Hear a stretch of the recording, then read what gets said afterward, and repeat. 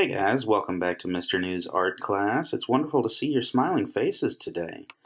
Right here I have a wonderful website called unsplash.com.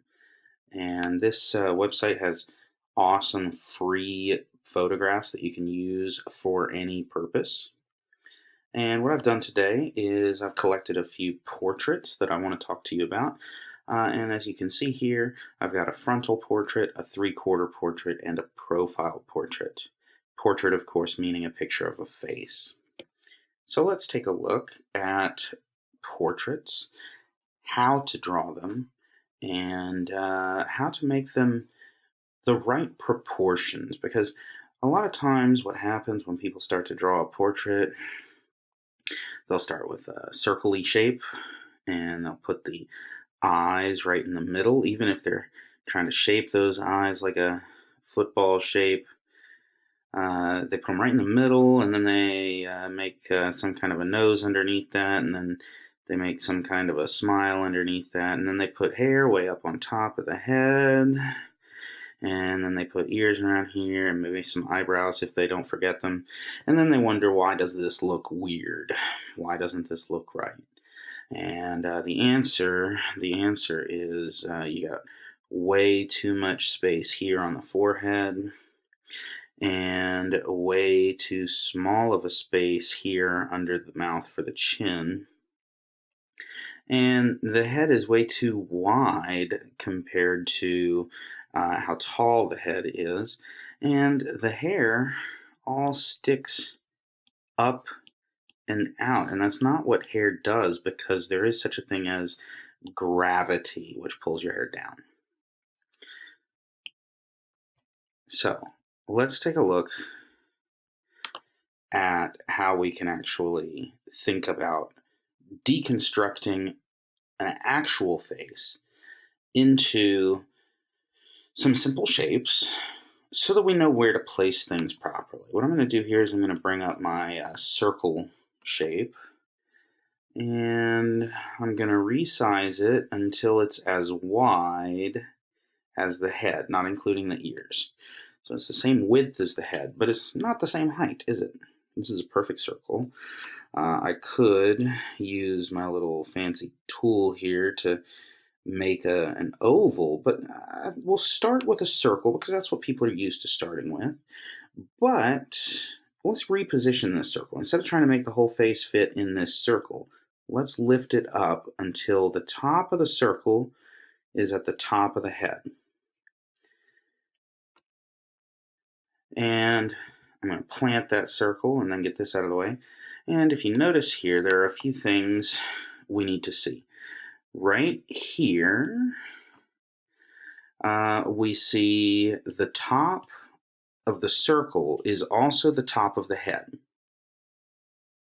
Down here, we see that the bottom of the circle is actually at the nose. Oh, come on. Let's get that out of my way. The nose. And then we've got all of this down here that is not inside that circle.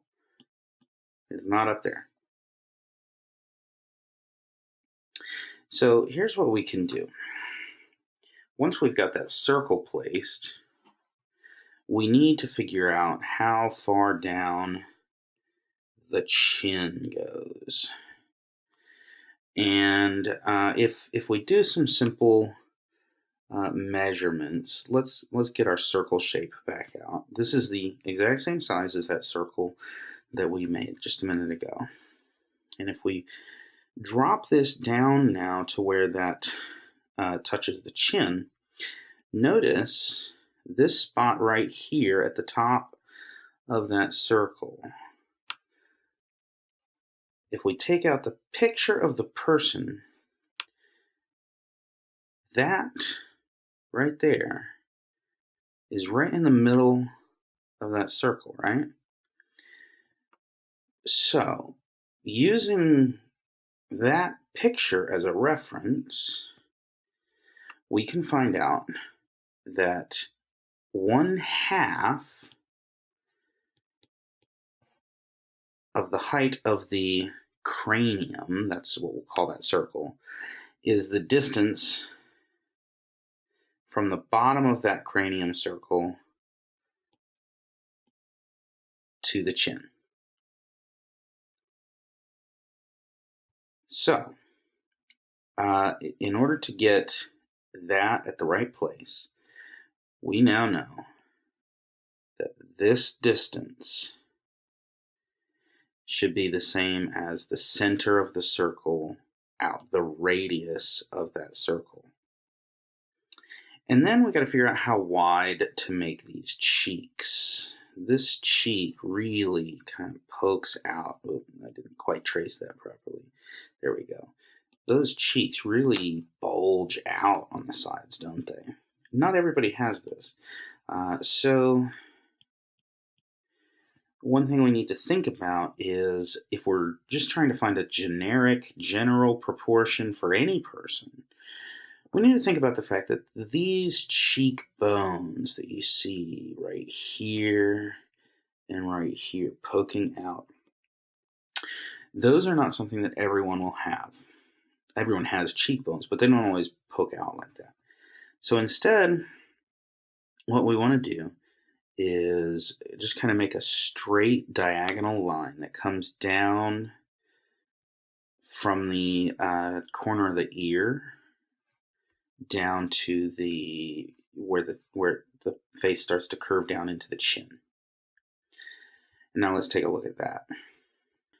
This line where it touches that circle is not at the side, it's a little bit down.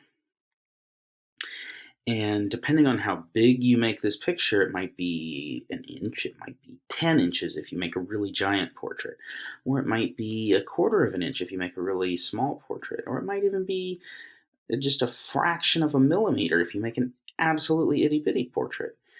The thing to keep in mind is what portion of the whole, if you were going to come all the way down, what portion of that whole is that? And it's about 1/4 of the way, right? So if I took a line from the center and made it halfway between, that's a 45-degree angle, right?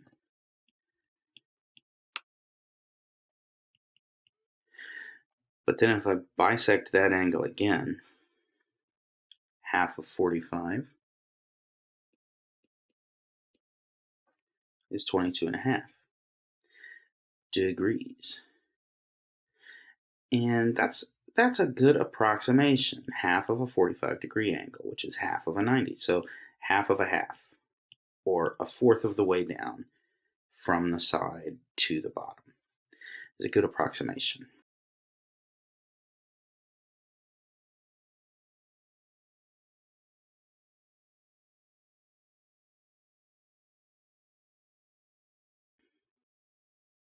All right, let's bring our portrait back up. And so you've got this line is the radius of the circle, and this angle where it comes out of there is 1/4 of the way down from the side to the bottom. And once you reach the bottom of this, being 1 radius away, we kind of curve down into the chin. Boom. Next, I'm going to bring out my ruler, and one thing you'll notice about this portrait in particular, if I try to line this up with the eyes, it is not quite perfect, right? It's not horizontal. That's because nobody's eyes are exactly the same size or exactly the same height. Everybody's got one eye a little higher or lower or further out or further in. But if we generalize this to make a completely horizontal line, this tool I'm using snaps to perfectly horizontal, I can just make a horizontal line across the face right there and call that the eye line. So if I was drawing a portrait, I could start with these shapes, and I know that the eyes belong on that line. Okay. Next, we also need a direction line. I'm going to get my ruler back out for that just to make things nice and smooth and perfect. Make a nice vertical line straight down the middle of the face. Oops. That's what I wanted to do. Okay. And again, if I just look at those lines without the portrait, I can see one eye would be on this side of that direction line, one eye would be on the other side. They probably wouldn't be that far apart, but you get the idea. That line down the middle just means that's where the center of the face is. It's where you're looking. Now, some tricks for figuring out where to put the nostrils and the corners of the mouth. We'll work on those next. All right, if I look at his eyes and I make a dot right in the center of each of those eyes, and I get my ruler back out and look at this vertical and come straight down from the center of those eyes, what do I find? Straight down from the center of those eyes, I find the corners of the mouth. So, I'm drawing on the wrong layer. So, to make the corners of the mouth in the right place, I first have to know where the eyes go. All right. What about if I get that ruler back out and I put it on the corner of the eye? And again, I'm drawing on a different layer. Notice that that line from the corner of the eye, the inside corner of the eye, comes down to the nostrils. All right. So again, in order to figure out where to put the sides of the nose and these nostrils, I first need to know where the eyes go.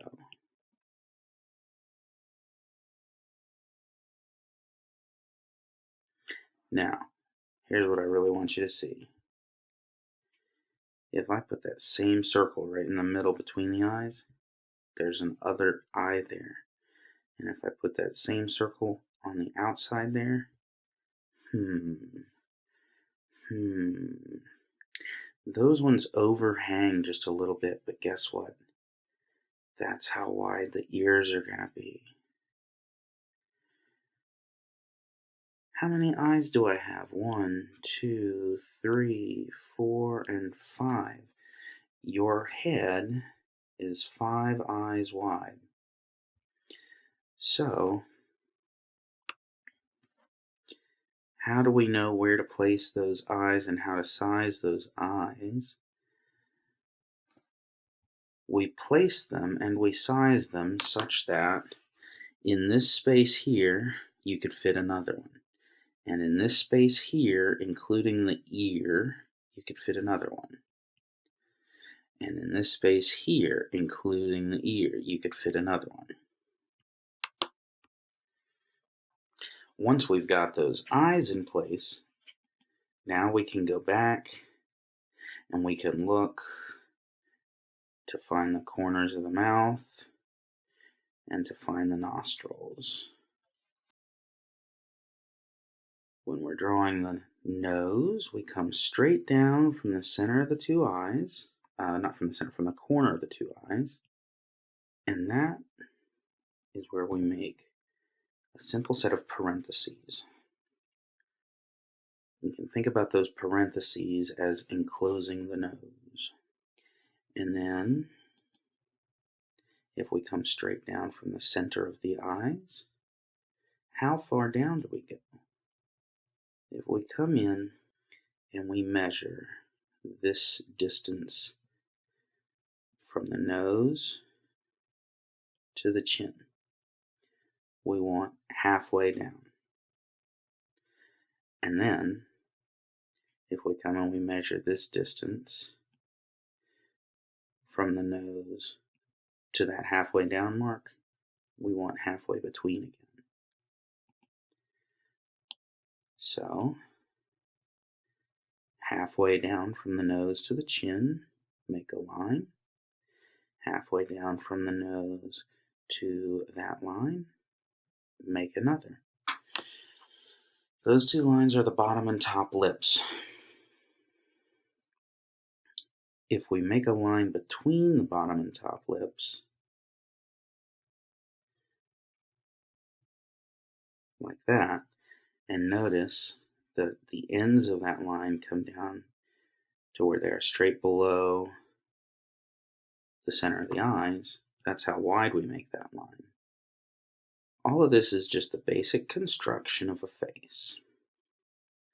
There's two more things left before we can start actually fleshing out the face.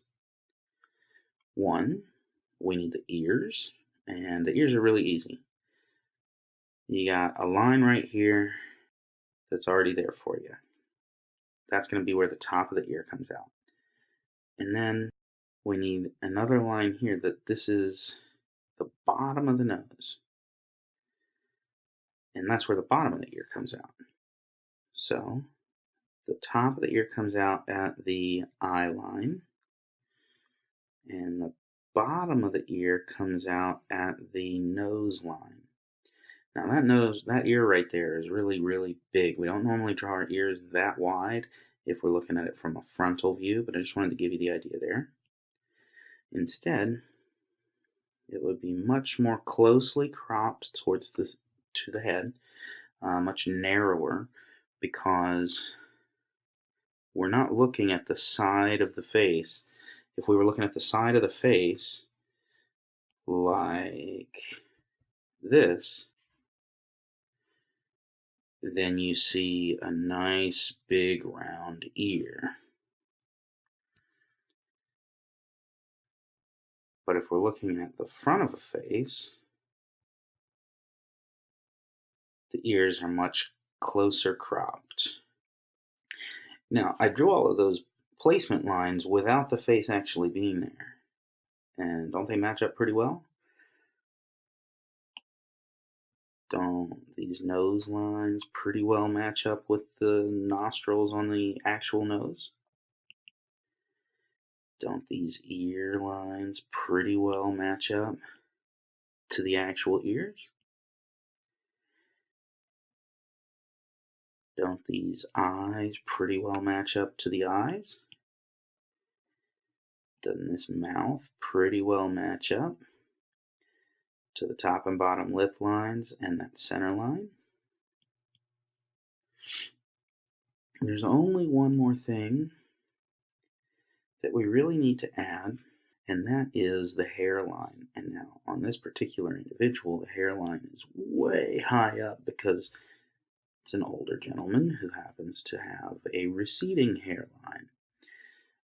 But the easiest way to think about where to make the hairline is to think you've got this space between the eye line and the top of the head, and you want to cut it in half.